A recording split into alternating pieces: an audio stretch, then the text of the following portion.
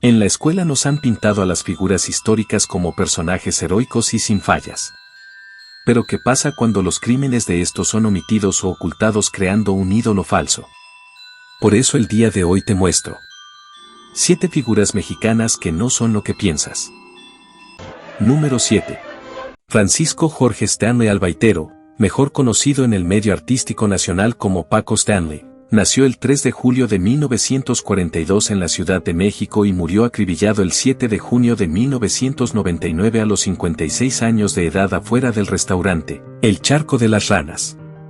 El asesinato conmocionó al público mexicano, no solo porque ocurrió a mediodía en una zona de constante flujo vehicular, anillo periférico, también por la información del conductor que trascendió en medios tradicionales. Su presunta adicción a la cocaína, su supuesto nexo con el narcotráfico y romances extramaritales, así como su relación con los presuntos actores intelectuales del ataque armado, Mario Besares, Paola Durante, Jorge García y El Cholo.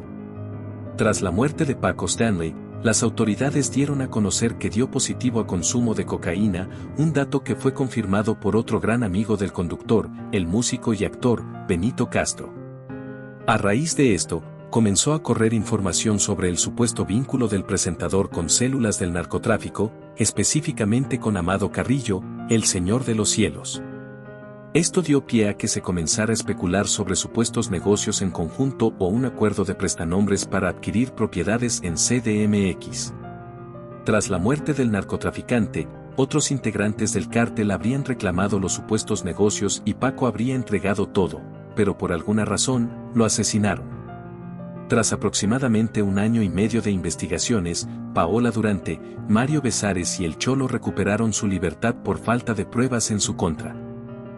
Número 6. Luis Donaldo Colosio. Político y economista mexicano, miembro del Partido Revolucionario Institucional, PRI, se desempeñó como diputado, senador, presidente de su partido político y primer secretario de Desarrollo Social de México. Fue candidato a la presidencia de México hasta ser brutalmente asesinado el 23 de marzo de 1994, poco antes de la fecha de la elección. En el año 1985 buscó la candidatura para ser diputado federal por Sonora, su estado natal. Obtuvo la postulación por el primer distrito electoral de Sonora, que tiene como cabecera precisamente Magdalena de Quino, su lugar de nacimiento. Realizó una intensa y memorable campaña electoral en su distrito. Su triunfo electoral fue resultado de un trabajo muy comprometido, de intensas jornadas de convocatoria al voto, de incorporar las ideas y los reclamos locales para obtener el apoyo de la ciudadanía. Ocupó en la Cámara de Diputados la presidencia de la Comisión de Programación y Cuenta Pública, lo que le exigía una relación más estrecha y sistemática con el secretario de Programación y Presupuesto, Carlos Salinas de Gortari. Aunque su discurso en campaña mostró un giro hacia la democratización, su papel dentro del sistema previo y las estructuras de poder hacen de él una figura más compleja y no solo un mártir idealista. Número 5. Porfirio Díaz fue presidente de México por más tiempo que nadie. Después de su heroísmo al mando de tropas contra los franceses, trató de asumir la presidencia a través de un golpe de Estado contra el presidente Benito Juárez en la fallida revuelta de la Noria en 1871. Durante su presidencia, Díaz y sus consejeros transformaron México con la construcción de ferrocarriles, escuelas y creando una base de infraestructuras para el país. Desarrollaron los principios de una industria petrolera y persuadieron al capital extranjero para invertir en minas y factorías. Sin embargo, su gobierno hizo todo esto a expensas de derechos políticos básicos y control económico. Durante su régimen, el presidente Porfirio Díaz y su administración modernizaron la economía y la industria de México. Empresas internacionales invirtieron en las minas que se encontraban en el norte de México, mientras que en las regiones centrales y del sur, otras compañías reestructuraron las tierras de cultivo y las hicieron más productivas gracias al uso de nuevas técnicas agrícolas y nueva maquinaria. Inversores extranjeros construyeron ferrocarriles contribuyendo con ello a una mejora en las exportaciones. A medida que el país progresaba, su sistema bancario registró un aumento de capitales.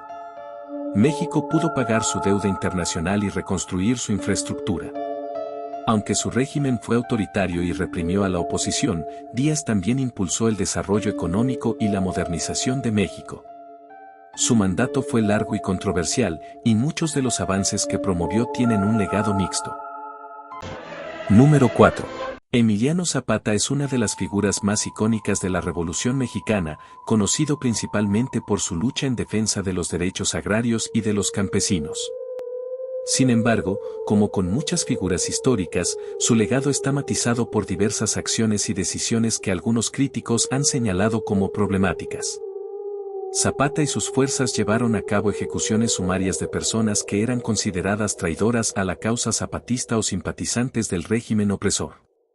Estas ejecuciones, aunque vistas por algunos como necesarias en el contexto de una guerra, fueron brutales y, en algunos casos, se llevaron a cabo sin un juicio justo. Las fuerzas zapatistas a menudo saquearon y expropiaron propiedades de terratenientes, no solo afectando a los grandes latifundistas, sino también a pequeños propietarios que fueron despojados de sus tierras sin compensación. Estas acciones a veces incluyeron violencia y coerción, lo que generó resentimiento incluso entre aquellos que no eran parte de la élite. La relación de Zapata con otros líderes revolucionarios, como Venustiano Carranza, estuvo marcada por la desconfianza y la traición mutua.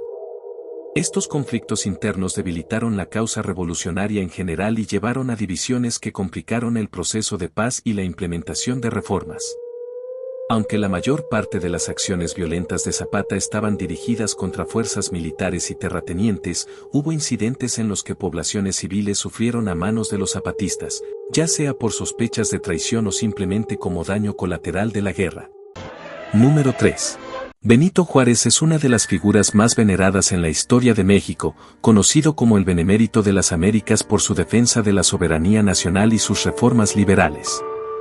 Sin embargo, su figura también está rodeada de controversias y críticas que pueden afectar su imagen como héroe. En 1861, Juárez decretó la suspensión de pagos de la deuda externa, lo que provocó la intervención de Francia, Gran Bretaña y España. Aunque esto fue un acto de soberanía frente a la grave crisis económica que enfrentaba México, también condujo a la invasión francesa y al establecimiento del Segundo Imperio Mexicano bajo Maximiliano de Habsburgo. Esto exacerbó la inestabilidad del país y llevó a años de conflicto armado. Aunque Juárez provenía de una comunidad indígena zapoteca, su gobierno no realizó esfuerzos significativos para mejorar la situación de los pueblos indígenas de México. De hecho, algunos lo acusan de no haber defendido los derechos de los indígenas en la medida en que lo hizo con los derechos del Estado frente a la Iglesia y otros poderes conservadores. Juárez tuvo conflictos con otros liberales, como Porfirio Díaz, quien se rebeló contra él en 1871, acusándolo de perpetuar su permanencia en el poder. Estas disputas internas debilitaron al movimiento liberal y contribuyeron a la inestabilidad política del país. Juárez tuvo conflictos con otros liberales, como Porfirio Díaz, quien se rebeló contra él en 1871, acusándolo de perpetuar su permanencia en el poder. Estas disputas internas debilitaron al movimiento liberal y contribuyeron a la inestabilidad política del país. Número 2. Pancho Villa, cuyo nombre real era José Doroteo Arango, es una de las figuras más controvertidas y complejas de la Revolución Mexicana. Si bien es recordado como un líder revolucionario que luchó por los derechos de los campesinos y como un símbolo de resistencia popular, su legado también está marcado por acciones que han generado críticas y que afectan su mito como héroe. En 1914, Villa ordenó la ejecución de William Benton, un ciudadano británico que había protestado contra la confiscación de su propiedad. Este acto provocó una crisis diplomática entre México y Gran Bretaña, dañando la reputación internacional de Villa y de la revolución en general. En 1916, Villa lideró un ataque contra la ciudad de Columbus, Nuevo México, lo que resultó en la muerte de 18 estadounidenses, incluyendo civiles. Este ataque provocó una intervención militar estadounidense conocida como la Expedición Punitiva, liderada por el general John J. Pershing, que buscaba capturar a Villa. Aunque Villa nunca fue capturado, el incidente manchó su reputación internacional y lo convirtió en enemigo de los Estados Unidos.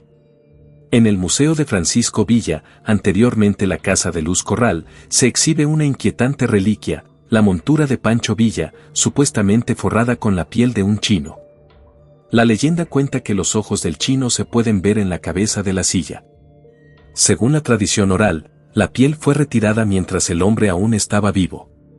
La leyenda atribuye este acto a un profundo rencor de Villa hacia los chinos, debido a que un chino habría envenenado a la única hija que Villa tuvo con Luz Corral.